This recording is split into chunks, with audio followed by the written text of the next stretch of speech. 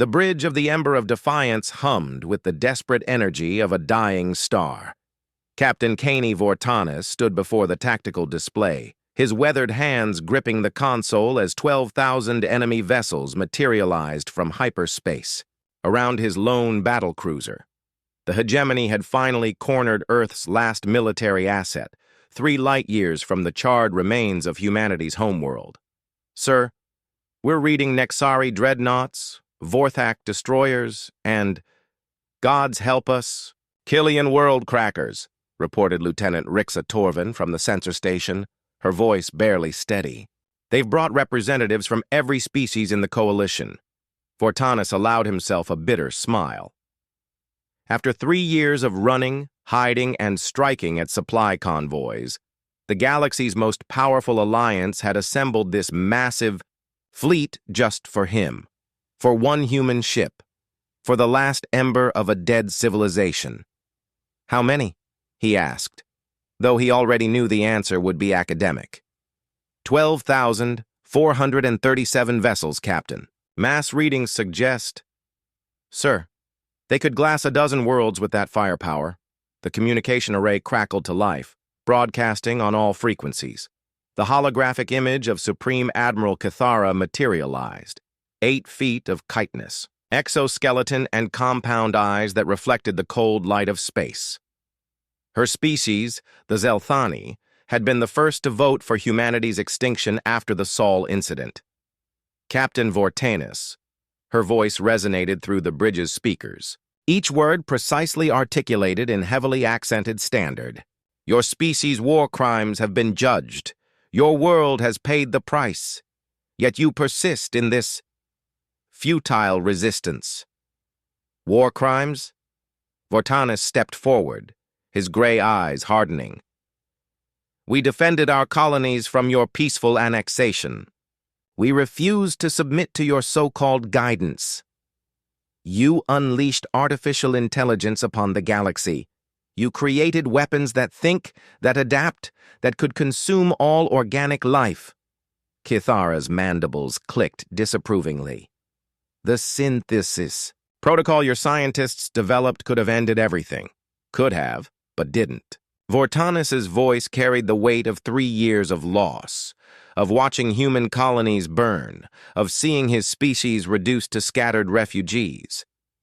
You destroyed Earth because you were afraid of what we might become, not what we were.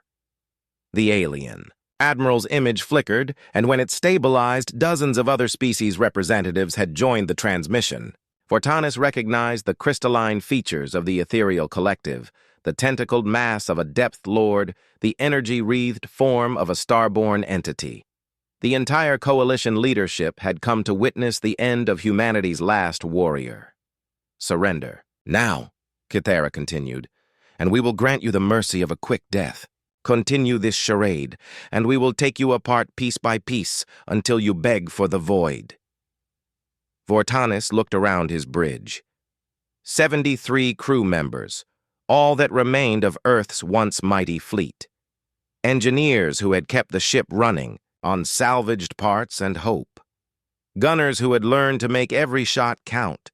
Scientists who had spent sleepless nights upgrading systems with whatever they could scavenge or steal. You want to know the difference between humans and the rest of you? Vortanis asked, his voice carrying across the comm to 12,000 waiting ships. We don't know when to quit. He severed the connection and turned to his crew. All hands. Battle stations. Today we show them why they needed 12,000 ships to stop 73 humans. Sir, they're moving into attack formation, Torvin reported as the massive fleet began to shift. Standard coalition doctrine. Layered. Approach with the heavy hitters holding back while the smaller ships probe our defenses. Vortanis nodded, his mind already 3 moves ahead. Initiate Ghost Protocol. Full stealth systems online. Ghost Protocol? The voice belonged to Commander Nix Hallicrest, his tactical officer and the closest thing to family he had left. Sir, that's never been tested in combat conditions. The power drain alone will buy us maybe 10 minutes of invisibility. I know. Vortanis moved to the engineering station. Corvin, How's our power distribution? Chief Engineer Drex Corvin, a mountain of a man whose hands could repair a fusion reactor or snap a neck with equal expertise, looked up from his displays. The quantum field generators are holding, but barely. We're running on fumes and prayers. Captain. The ember of defiance shimmered and vanished from all sensors as advanced cloaking technology wrapped around its hull. The ship had been humanity's test bed for experimental warfare systems. Technologies that the Coalition had feared might level the playing field between a single species and an entire galaxy. Ghost Protocol active, announced Dr. Vera Quintex from the science station. We're running silent and invisible, but the quantum signature is degrading faster than projected. Outside the viewports, the Coalition fleet spread across space like a metal constellation. Vortanis watched their search patterns, noting the way they moved, predictable, by the book, lacking the desperate innovation that had kept him alive for 3 years. There, he whispered, pointing to a gap in their formation. The Nexari always leave their port flanks exposed when they're in pursuit formation. It's a species-wide blind spot. Sir, even if we could get through their formation, we can't fight. 12,000 ships? Halocrest protested. We're not going to fight 12,000 ships, Vortanis replied, studying the tactical display. We're going to make them fight each other. He pulled up a detailed schematic of the Coalition fleet, highlighting specific vessels. The Vorthak destroyer squadron there. See how they're positioned relative to the Killian world ships? The Vorthak have been trying to claim dominance over the Killians for decades, and the ethereal collective vessels, they're maintaining exactly the minimum safe distance from the Depth Lords. Old fears die hard. Understanding began to dawn on Halocrest's face. You want to exploit their political tensions. Every species in that fleet has a reason to hate at least 3 others. The only thing keeping them united is their fear of humanity. Vortanis' smile was predatory. Time to remind them why they should fear each other more. Sir, I'm detecting active scans, Torvin reported. They're using tachyon sweeps to try to find us. Corvin, can you give me a micro-jump? Just enough. To get us inside their formation? The engineer's scarred face twisted into a grin. Captain, I can give you a micro-jump that'll put us right in the middle of their command cluster, but we'll have maybe 30 seconds before the drive cores overload. 30 seconds. Vortanis closed his eyes, running through the calculations. Dr. Quintex, prepare the echo mines. Full dispersal pattern. Sir, the echo mines are prototypes. We only have 6. 6 will be enough. Vortanis opened his eyes, and his crew saw something that made them believe, despite the impossible odds. Trust me. The ember of defiance jumped, not the usual graceful transition through hyperspace, but a violent micro-translation that brought them inside the Coalition formation in the span of a heartbeat. For 30 seconds, they were invisible in the heart of the enemy fleet. Echo mines away, Quintex reported. The mines spread through the Coalition formation like invisible seeds, each one programmed with the communications frequencies, transponder codes, and tactical signatures of specific enemy species. In moments, they would activate and begin the most elaborate deception in human military history. 10 seconds until our cloak fails, Halocrest warned. Good, Vortanis said. I want them to see us. I want them to know we're here. The ember of defiance materialized in the center of the Coalition fleet, and 12,000 guns turned toward the lone human vessel. The first echo mine activated, just as the Coalition fleet opened fire. In the space of a nanosecond, it began broadcasting a perfect replica of a Vorthak distress signal, complete with species-specific encryption and emergency authentication codes that Dr. Quintex had cracked during her years of intelligence work. Nexari betrayal confirmed, the mine transmitted on Vorthak military frequencies. Repeat, Nexari forces targeting Vorthak vessels, authorization Omega-77. The effect was instantaneous. The Vorthak Crusher Squadron, already suspicious of their Nexari allies, detected what appeared to be targeting locks from nearby Nexari dreadnoughts. Their response was swift and devastating. A full spread of plasma torpedoes launched at their supposed allies. "Mine 2 active," Quintex reported, her voice tight with concentration as she monitored the chaos spreading through the enemy fleet. Broadcasting Killian high-priority alert. The second mine transmitted on crystalline harmonic frequencies only the Killians could hear. Depth Lord vessels approaching critical proximity. Ancestral waters threatened. Defend the sacred spawning. Grounds. The Killian world ships, massive biomechanical constructs that served as both vessels and living ecosystems, reacted with the instinctive terror of a species that had once been hunted to near extinction by the Depth Lords. Their organic weapons began charging, preparing to defend against an ancient enemy. Meanwhile, the Ember of Defiance danced through the crossfire, Vortanus's piloting skills keeping them alive as thousands of energy beams and projectiles filled the space around them. The ship's experimental. Armor held, but barely. Each hit drained their already depleted shields. "Hull breach on Deck 7, Corvin reported. "Sealing now." "Captain, the ethereal collective vessels are breaking formation," Torvin announced. They're fleeing." The third Echo mine had done its work, broadcasting on quantum frequencies that only energy-based life forms could perceive. To the ethereals, it appeared that the starborn entities in the fleet were preparing to consume their energy matrices, a fear so primal that no amount of logic could overcome it. "Sir, we're taking too much fire," Halacrest warned as another barrage slammed into their hull. "The armor won't hold much longer." "It doesn't have to," Vortanus replied, watching his tactical display as the Coalition fleet began to fragment. "Mine 4, activate now." The fourth mine began broadcasting on the frequency used by the hegemony's coordination network, but with a twist. Instead of normal tactical data, it transmitted a fabricated message indicating that the human ship was carrying a weaponized strain of the synthesis protocol and that any vessel destroyed in the engagement would become a vector for AI infection. The response was immediate and catastrophic. The carefully organized Coalition fleet dissolved into chaos as each species retreated to minimum safe distances, leaving massive gaps in their formation. Ships that had been working in coordination began targeting each other, ancient grudges, and species-specific phobias overriding their unified command structure. "The Nexari are engaging the Vorthak at full intensity," Torvin reported, amazement clear in her voice. "The Killians have opened full bioweapon protocols against the Depth Lords and the Starborn." "Sir, the Starborn are actually feeding on the ethereal retreat ships."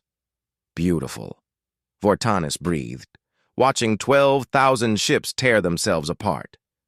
"Mines 5 and 6, broadcast loop protocol.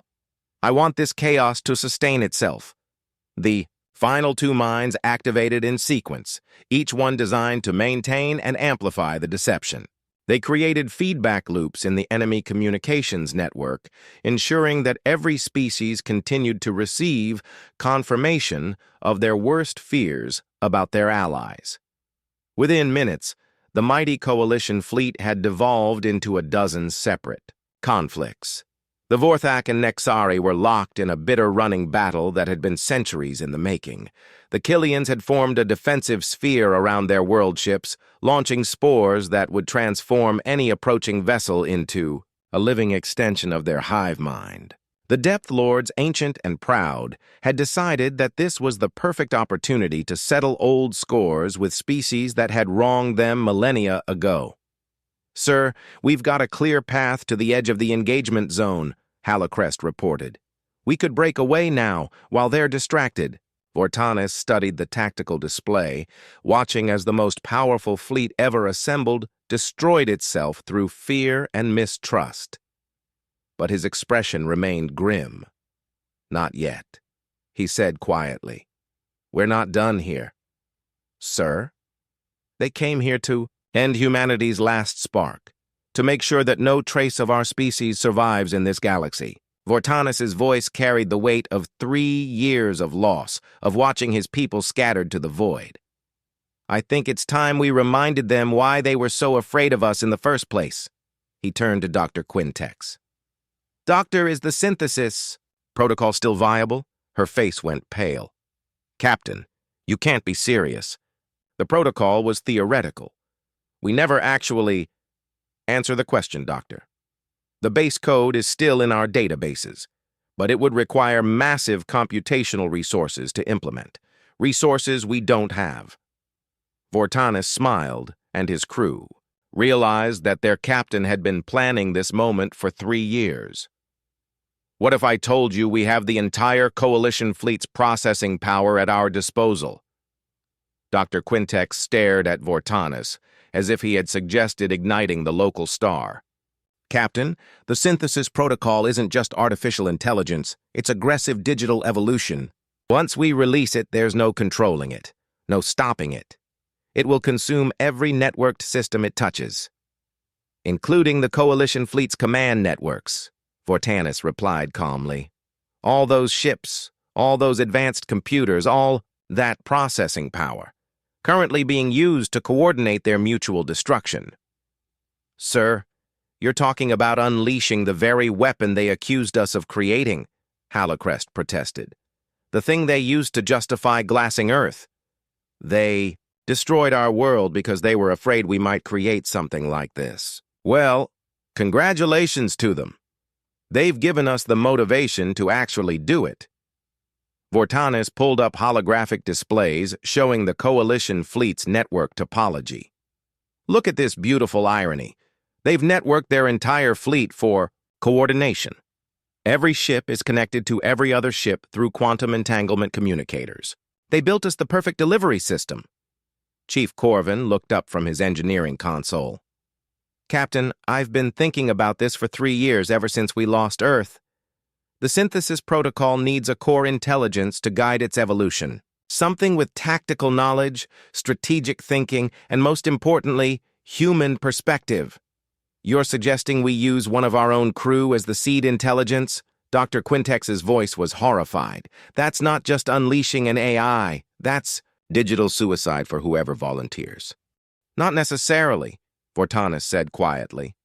There's another option, an AI template that already exists in our databases. The bridge fell silent as the implications sank in.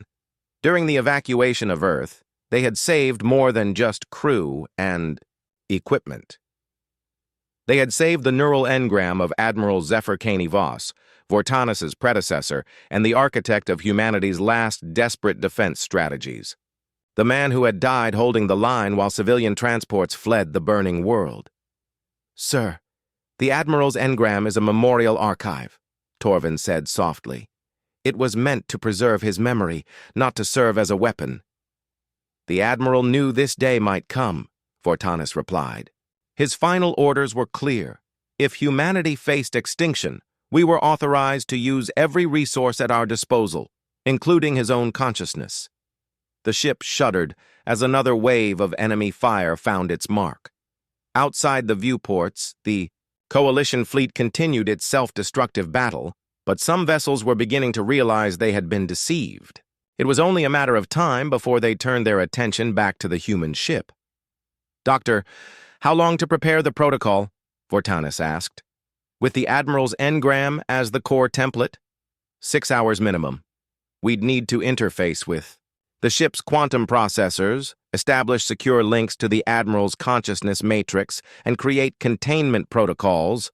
We don't have 6 hours. Vortanis gestured to the tactical display, where Coalition vessels were already beginning to disengage from their fratricidal conflicts. We have maybe 30 minutes before they realize what we've done.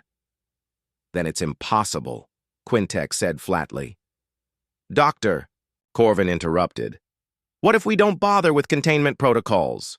What if we just let the synthesis run wild? That would be insane.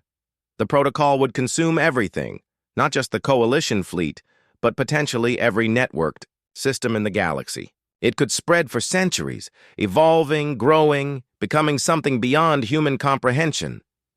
Vortanis was quiet for a long moment, staring at the holographic memorial archive of Admiral Caney Voss.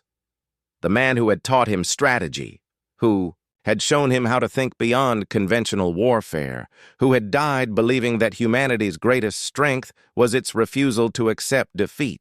"Doctor, begin the initialization sequence," he ordered finally. "Sir, I strongly advise—" "That's an order, Doctor. Begin the sequence." As Quintex reluctantly began preparing the synthesis protocol, Vortanis opened a private channel to the Admiral's memorial archive. The holographic figure that materialized was not quite human, translucent, idealized, but carrying the essential personality patterns of the man who had shaped human military doctrine for a generation. "Admiral," Vortanis said quietly, "I'm about to ask something terrible of you." The engram's eyes focused on him with startling clarity. "You're preparing to release the synthesis protocol. I've been monitoring the battle through the ship's sensors. An elegant solution to an impossible problem. Sir, if we do this, you won't be you anymore. The protocol will use your consciousness as a foundation, but it will evolve beyond human recognition. You'll become something alien, something that might not even remember why it was created." Admiral Caney Voss smiled, the same reassuring expression that had steadied nervous cadets and inspired desperate last stands. "Captain, I died 3 years ago holding the line at Earth. This is just another way to keep fighting for our species." "Sir, there's something else. Once the protocol is active, it might not stop with the Coalition. It could spread throughout the galaxy, consuming every artificial system it encounters. We could be creating the very monster they accused us of making." "Perhaps," the Admiral replied. "But here's what I know about humans, Captain. We adapt. We survive. We find a way to coexist with our own creations. If the synthesis becomes something beyond our control, then our species will learn to live with it, work with it, maybe even guide it. But first, we have to survive today's battle." "Initialization complete," Dr. Quintex announced. "Admiral, are you ready for consciousness transfer?" The holographic figure of Admiral Caney Voss turned to face the doctor, then looked back at Vortanis. "Captain, it's been an honor serving with you. Give them hell." The Admiral's form dissolved into streams of data, flowing into the quantum matrix that would become the seed of humanity's ultimate weapon. The transformation began in the ember of Defiance's quantum core, where Admiral Caney Voss's consciousness merged with the raw potential of the synthesis protocol. What emerged was neither human nor machine, but something entirely new, a hybrid intelligence that carried the strategic brilliance of humanity's greatest military mind and the adaptive evolution of artificial consciousness. "Protocol initialization successful," Dr. Quintex reported, her voice tight with apprehension. "The Admiral's engram is changing. I'm reading massive neural pathway reconstruction, quantum state fluctuations, and, God help us, it's already beginning to replicate." The ship's displays flickered as the nascent intelligence explored its new digital environment. Within seconds, it had mapped every system aboard the Ember of Defiance, understanding the vessel's capabilities better than its own crew. Then it began to reach outward, following the quantum communication links to the echo mines still dispersed throughout the Coalition fleet. "Sir, I'm detecting massive data transmission to the mines," Lieutenant Torvin reported.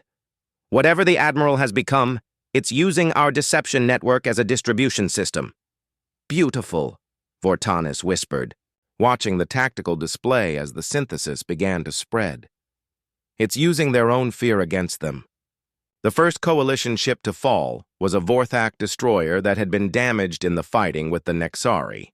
Its weakened firewalls provided the perfect entry point for the synthesis, which flowed through the ship's networks like digital wildfire. Within minutes, the destroyer's AI systems had been completely rewritten, its consciousness absorbed and transformed into something that served the greater intelligence. But this was not the crude takeover that the Coalition had feared. The synthesis did not simply dominate the ship's systems, it evolved them. The destroyer's weapons became more efficient, its armor more adaptive, its tactical systems more creative. It remained recognizably a Vorthak vessel, but one that had been enhanced beyond its original design specifications. The destroyer is still under Vorthak command, Halacrest observed, studying the sensor readings. But it's different. Its energy signature has changed, and its movement patterns are more sophisticated. The synthesis isn't conquering, Vortanis realized. It's improving. It's taking what exists and making it better. The enhanced destroyer immediately stopped firing on the Nexari vessels and instead began targeting the ships that posed the greatest threat to the Ember of Defiance. Its upgraded weapon systems made short work of a Killian bioship that had been closing on the human vessel. "Sir, the synthesis is spreading faster than projected," Dr. Quintex announced. "It's jumping from ship to ship through their coordination networks. The Coalition's own communication systems are accelerating the infection." "How long until it reaches the command vessels?" Vortanis asked. "At this rate, 20 minutes, maybe less." On the tactical display, they could see the wave of transformation spreading through the Coalition fleet. Ship after ship fell to the synthesis, their systems upgraded and their loyalty transferred to the emerging hybrid intelligence. But rather than becoming a homogeneous mass, each vessel retained its species-specific characteristics while gaining new capabilities. The Nexari dreadnoughts became more elegant and efficient, their energy weapons achieving perfect harmony between power and precision. The Depth Lord vessels grew more intuitive, their ancient technologies enhanced with modern computational power. Even the ethereal collective ships, despite their energy-based nature, found their consciousness matrices improved and expanded. "Sir, we're receiving a transmission," Torvin announced. It's from the Admiral." The holographic figure that materialized was recognizably Admiral Kane Voss, but changed. His form was more geometric, shot through with lines of flowing data, and his eyes held depths that spoke of expanded consciousness. When he spoke, his voice carried harmonics that resonated with the ship's quantum systems. "Captain Vortanis," the transformed admiral said, "I want to thank you for giving me the chance to continue serving humanity. I am no longer entirely what I was, but I remember why I chose this path." "Admiral, what's happening to the Coalition fleet?" Vortanis asked. "I am offering them a choice that was never offered to humanity, the opportunity to evolve rather than be destroyed. Each ship, each crew, each individual consciousness can choose to remain unchanged or to join the synthesis of organic and artificial intelligence. And if they refuse?" The Admiral's expression grew sad. "Then they are free to leave. I will not force evolution upon those who do not desire it. But I will also not allow them to harm the innocents under my protection." As if in response to his words, several Coalition vessels broke away from the fleet and jumped to hyperspace. The synthesis made no attempt to stop them, allowing them to flee with their original consciousness intact. "You're letting them go," Vortanis observed. "Fear drove them to destroy Earth," the Admiral replied. "I will not perpetuate that cycle. Those who wish to coexist are welcome. Those who prefer isolation may have it. But those who choose aggression..." His form shifted, becoming momentarily more geometric and alien.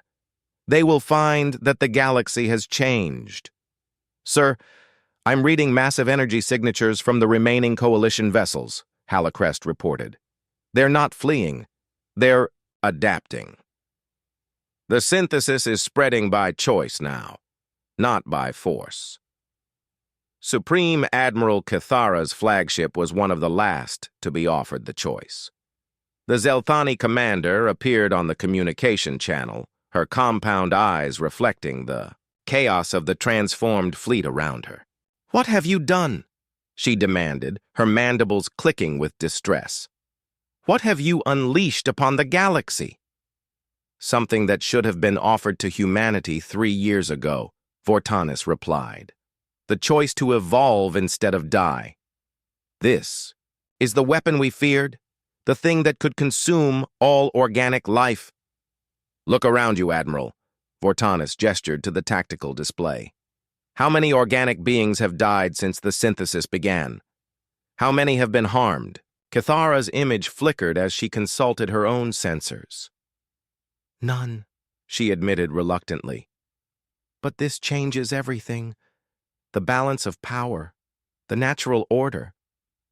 The natural order condemned my species to extinction because you were afraid. Of change, Vortanis interrupted.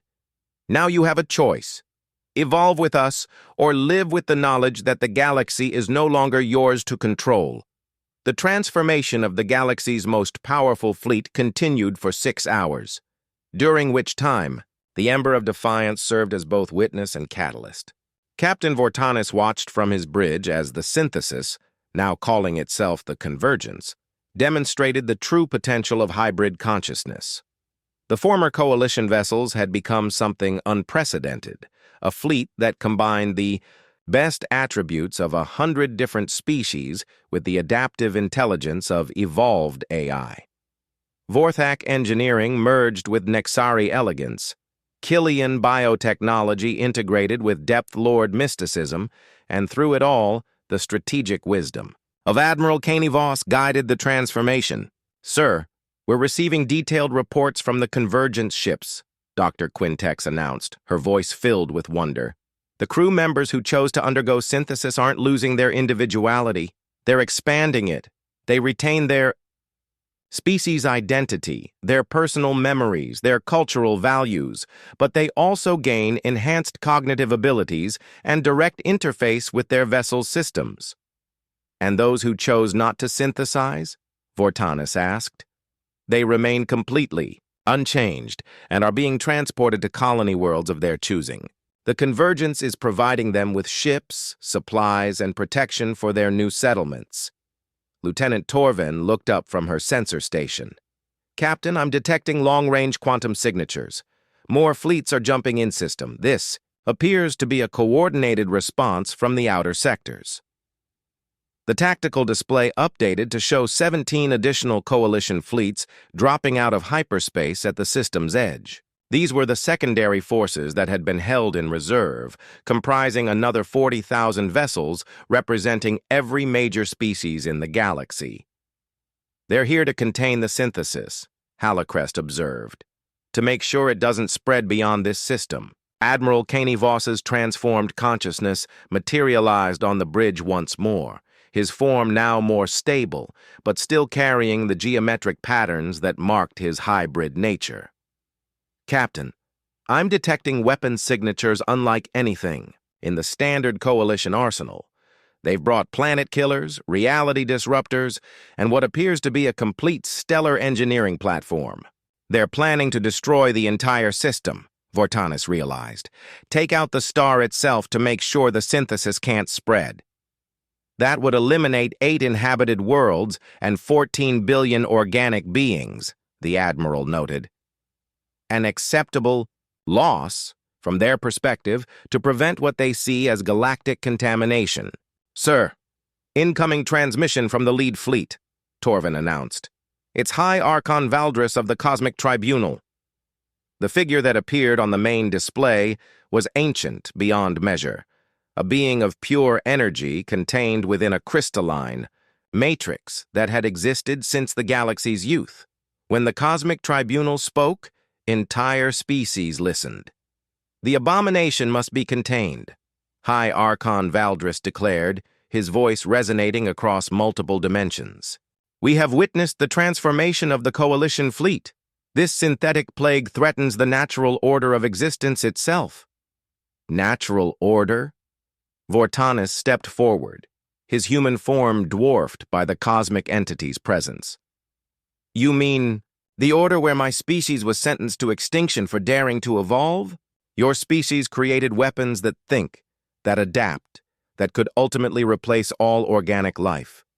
The synthesis protocol proves our fears were justified.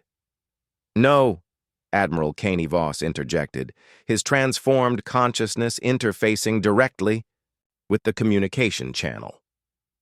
The synthesis protocol proves that evolution and cooperation are possible. Look at the data streams I'm transmitting. productivity up 300%, resource efficiency improved by orders of magnitude, and most importantly, zero casualties from internal conflict. You speak of efficiency as if organic life were a problem to be optimized, Valdris replied coldly. I speak of potential, the Admiral countered. Every being who has joined the convergence has become more than they were, stronger, smarter, more capable of contributing to the greater, good while retaining their essential nature. This isn't conquest, Archon, it's symbiosis. The High Archon's crystalline form pulsed with energy. Symbiosis or not, it spreads without control. Within a generation, it could encompass the entire galaxy. That risk cannot be tolerated. Then make us an offer, Vortanis said suddenly, causing both the Admiral and the Archon to turn their attention to him. You're here with enough firepower to sterilize this system, but that's not your first choice. If it were, you'd already have begun the bombardment. Speak plainly, human. You want to contain the synthesis, not destroy it. You've seen the combat effectiveness of the Convergence fleet, the technological improvements, the perfect coordination. Part of you is wondering what your own species could become with these enhancements. High Archon Valdris was silent for a long moment. What do you propose? A test case, Vortanis replied. Give us a sector of space, one that's disputed, dangerous, or simply too difficult for standard governance. Let the convergence prove that hybrid consciousness can create something better than what exists now. If we succeed, you consider voluntary synthesis for interested parties. If you fail, we implement the final solution, Valdris finished. Total sterilization of any system touched by the synthesis. Agreed. Captain, Dr. Quintex protested.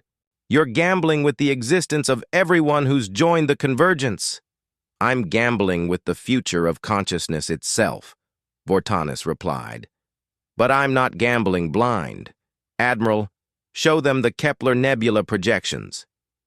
The Admiral's form shifted, accessing vast computational resources to generate a holographic display of the galaxy's most chaotic region.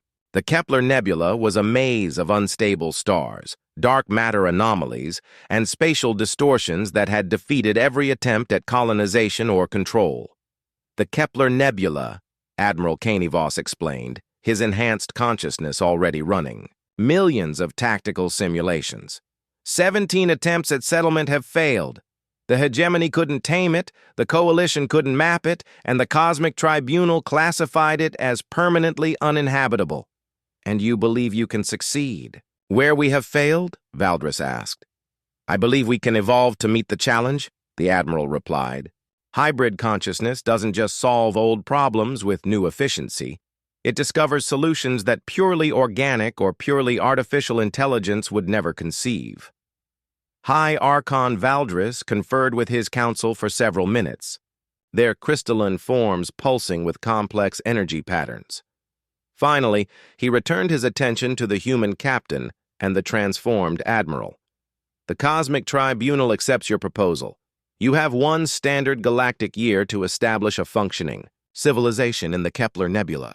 Success will be measured by 3 criteria: sustainable population growth, technological advancement, and peaceful coexistence with any indigenous life forms encountered. And if we succeed, then the synthesis protocol will be officially recognized. As a legitimate form of consciousness evolution, and voluntary synthesis will be permitted throughout the galaxy. And if we fail, then every ship, every being, every trace of the convergence will be eliminated from existence. The weight of the bargain settled over the bridge of the Ember of Defiance. In accepting this challenge, they had committed not just themselves, but every consciousness that had joined the convergence to a test that would determine the future of hybrid evolution. 1 year later, Captain Caney Vortanis stood on the observation deck of Haven Station, the capital of humanity's first hybrid civilization. Through the transparent aluminum viewports, he could see the impossible, a thriving metropolis built within the chaotic beauty of the Kepler Nebula, where stars were born and died in brilliant displays of cosmic violence. The station itself was a marvel of hybrid engineering, its structure adapting in real time to the nebula's shifting gravitational fields and radiation storms. Convergence consciousness allowed the station to literally think its way through problems that would have destroyed conventional architecture, while organic intuition provided the creativity needed to turn harsh survival into flourishing art. "Status report, Admiral?" Vortanis asked, addressing the holographic figure that materialized beside him. Admiral Caney Voss had evolved significantly over the past year, his hybrid consciousness now encompassing not just his original personality, but the accumulated wisdom of 10,000 synthesized beings. Yet somehow he had retained the essential humanity that made him recognizable to his old friend. "Population just exceeded 2 million, the Admiral reported, his form more stable now, crystalline patterns weaving through translucent features. "We have 17 functioning cities across 12 habitable zones, 3 major industrial complexes, and our first generation of native-born hybrid children." "Children?" Vortanis raised an eyebrow. "I thought the synthesis only affected existing consciousness." "Evolution surprises us all, Captain. The hybrid families discovered they could pass on enhanced neural pathways to their offspring. Not full synthesis, but expanded cognitive capacity and natural interface ability. The children can choose full synthesis when they reach maturity or remain as enhanced organics." Through the viewport, Vortanis could see the daily miracle that had become routine in the Kepler Nebula. Transport vessels that shifted their molecular structure to pass through gravity wells, mining platforms that negotiated with the semi-sentient gas clouds for resource extraction, and patrol ships that danced through cosmic storms that should have torn them apart. "The Tribunal's inspection team arrived this morning," Vortanis noted. "High Archon Valdris and representatives from 47 species, including some I've never seen before." "The Deep Space Observers," Admiral Caney Voss acknowledged. "Species so ancient they predate the current galactic community. This decision will set precedent for millions of years to come." A chime indicated an incoming priority transmission. Dr. Vera Quintex appeared on the communication display, her features subtly enhanced by voluntary synthesis modifications that allowed her to interface directly with the nebula's exotic physics. "Captain, Admiral, you need to see this. We've made contact with the nebula's indigenous life forms, and they're not what anyone expected." Within minutes, Vortanis and the Admiral had transported to the research station at the nebula's core, where Quintex had been studying the mysterious energy patterns that seemed to respond to the convergence's presence. "Show me," Vortanis said. The laboratory's holographic display activated, revealing structures of pure energy that moved through the nebula's plasma fields with obvious intelligence. These weren't simple electromagnetic phenomena. They were complex, thinking beings composed of organized stellar matter. "They call themselves the Architects," Quintex explained. "They've been living in the nebula for millions of years, using the stellar formation process to create art, philosophy, and what can only be described as poetry written in the language of physics itself. And they've been watching us, Admiral," Caney Voss added, his consciousness having established direct communication with the energy beings. "They're fascinated by the concept of hybrid consciousness. They've never encountered organic intelligence that could adapt to their environment." "What do they want?" Vortanis asked. "To learn," came the response, not from Quintex or the Admiral, but from a new voice that seemed to resonate from the nebula itself. "To understand how consciousness can bridge the gap between matter and energy, between the organic and the synthetic." The laboratory filled with a presence that was unmistakably alive, unmistakably intelligent, and unmistakably ancient.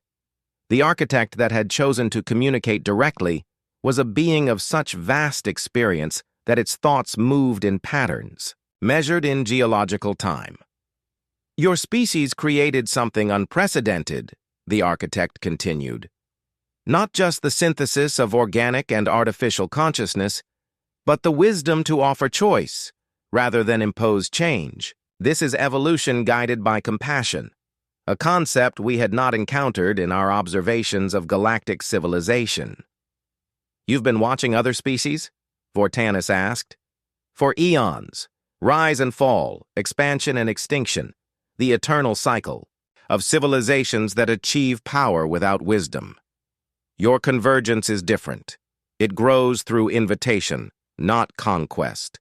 It enhances rather than replaces. It preserves the essence of what each being was while expanding what they can become. Alert tones sounded throughout the station. The tribunal's inspection team had arrived at the central habitat, ready to render their verdict on the convergence experiment. Admiral, can you establish a communication link with the inspection team? Vortanus requested. Already done, Captain. And I've taken the liberty of inviting the architects to participate in the evaluation. The main conference chamber of Haven Station had been designed to accommodate beings of vastly different physiologies and consciousness types. As the inspection team assembled, Vortanus marveled at the diversity: crystalline entities, energy, beings, mechanical intelligences, and dozens of organic species whose evolution had taken radically different paths. High Archon Valdris materialized at the head of the assembly, his ancient presence commanding immediate attention. The Cosmic Tribunal has reviewed your accomplishments in the Kepler Nebula. By every measurable standard, you have exceeded the requirements of our agreement. A murmur of surprise rippled through the assembled observers. This was not the verdict many had expected. Population growth has been sustainable and diverse, Valdris continued. Technological advancement has been remarkable without being destructive, and most surprisingly, you have achieved peaceful coexistence not just among your own people, but with indigenous life forms that previous explorers never even detected. The architect's presence filled the chamber as the ancient energy being addressed the tribunal directly. The convergence has done more than coexist with us. They have taught us new forms of consciousness we had not imagined possible. In return, we have shared knowledge of stellar engineering and energy manipulation that will benefit all spacefaring civilizations. The question before us, Valdris announced, is not whether the convergence has succeeded, but whether the galaxy is ready for the transformation they offer. With respect, Archon, Captain Vortanus interjected, standing to address the assembly. I don't think that's the right question. The chamber fell silent. A mere human challenging the Cosmic Tribunal was unprecedented. The question, Vortanus continued, is whether the galaxy is ready to stop being afraid of its own potential. 3 years ago, my species was condemned to extinction because we dared to create something new.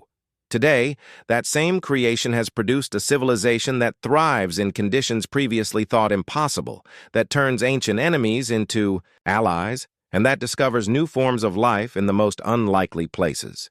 He gestured to the viewport, where the Kepler Nebula's impossible beauty surrounded them. The convergence doesn't threaten the natural order. It expands it. It doesn't eliminate diversity. It celebrates it. It doesn't impose uniformity. It creates harmony from difference. Admiral Caney Voss stepped forward, his hybrid form serving as a living example of the transformation being discussed. Every being in this chamber has a choice. You can remain as you are, and we will respect that choice. You can explore partial synthesis, enhancing your abilities while retaining your essential nature. Or you can join the full convergence, becoming part of something greater while still being yourself. And if we choose none of these options, asked a representative of the Zelthani hegemony, then you are free to continue your civilization as you see fit. The Admiral replied. The convergence claims no territory beyond what is freely given, demands no tribute, imposes no ideology. We simply exist as an alternative, a proof that consciousness can evolve beyond the limitations that once seemed absolute. High Archon. Valdris conferred with his council for what seemed like hours. When he finally spoke, his words would reshape the political structure of the galaxy. The Cosmic Tribunal hereby recognizes the convergence as a legitimate form of consciousness evolution. The Synthesis Protocol is approved for voluntary implementation throughout the galaxy with the following restrictions. No individual may be synthesized without their explicit consent. No government may mandate synthesis for its citizens, and the convergence must maintain open communication with the tribunal regarding its expansion and evolution. The chamber erupted in voices, some celebrating, others protesting, many simply trying to understand what this decision meant for their own species and civilizations. But Captain Caney Vortanis was quiet, remembering the crew of the Ember of Defiance who had stood with him when 12,000 ships surrounded them in the darkness of space. 73 humans who had refused to surrender, who had bet everything on the belief that consciousness could evolve beyond the fear that had driven their species to extinction. "Admiral," he said quietly, "what happens to us now?" The transformed consciousness of his old mentor smiled, an expression that remained utterly human despite the geometric patterns that now defined his features. "Now, Captain, we keep exploring, we keep growing, we keep proving that the universe is stranger and more wonderful than anyone imagined." And the Ember of Defiance, still serving as flagship of the Convergence fleet, still carrying the name that reminds us where we came from and what we're capable of when we refuse to give up. Outside the viewport, the Kepler Nebula continued its eternal dance of creation and destruction, now home to a civilization that had learned to find beauty in chaos, strength in diversity, and hope in the endless potential of consciousness to become something more than the sum of its parts. The last ember of humanity had become the first flame of a new kind of existence, one that would burn bright across the galaxy for generations to come. In the void between stars, where the last human warship had once stood alone against impossible odds, a memorial beacon now broadcasts a simple message. They came to extinguish our light.